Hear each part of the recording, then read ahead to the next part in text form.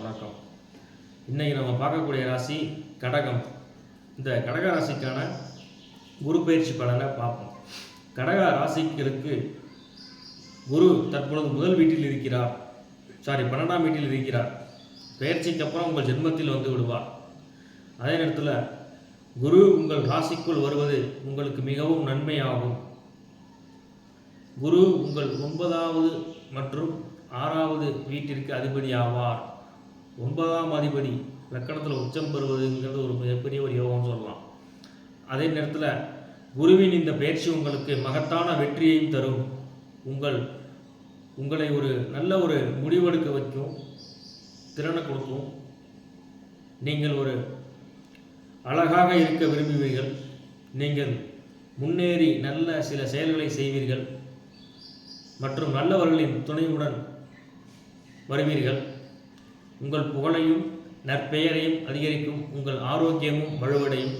குழந்தைகளின் மகிழ்ச்சியையும் பெறுவீர்கள். காதல் விவகாரங்களில் வெற்றி பெறுவீர்கள். கல்வி விஷயங்களிலும் அதிர்ஷ்டசாலியாக இருப்பீர்கள். பல்வேறு குணங்கள் உங்களுக்கு உதவும். திருமண உறவுகளில் உள்ள வேறுபாடுகள், கருத்து வேறுபாடுகள் தீர்க்கப்பட்டு அந்யோன்யமாக இருப்பாங்க கணவன் மனைவி 2 பேரும். தொழிலில் முன்னேற்றத்திற்கான சிறப்பு வாய்ப்பு அதிகமாக இருக்குது. மேலும் நீங்கள் தனியாகவோ அல்லது கூட்டு தொழிலாகவோ செய்தாலும் நீங்கள் பயனடைவீர்கள். மத மற்றும் நீண்ட பயணங்களுக்கான வாய்ப்புகள் அதிகமாக இருக்கும்.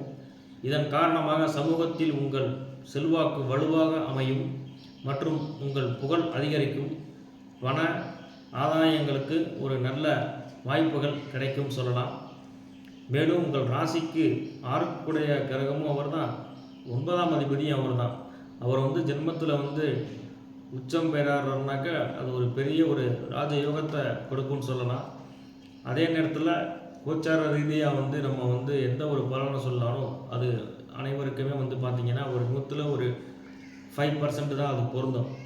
அவரவர்களுடைய பிறப்பு ஜாதகம், தசா புத்தி, மேலும் இந்த 12 கிரகங்கள் 9 கிரகங்கள் எந்தெந்த ராசியில் இருக்கின்றன, 12 இடத்திலும் எந்த இடத்தில் வலுவாக இருக்கிறார்களா இல்லையா என்பதை ஆராய்ந்தால் நாம் முழு தீர்க்கமாக சொல்ல முடியும்.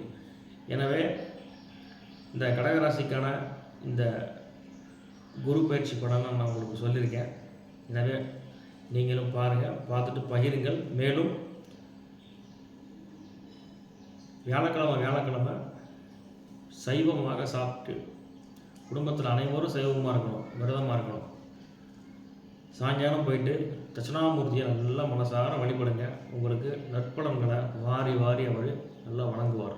நன்றி, வணக்கம்.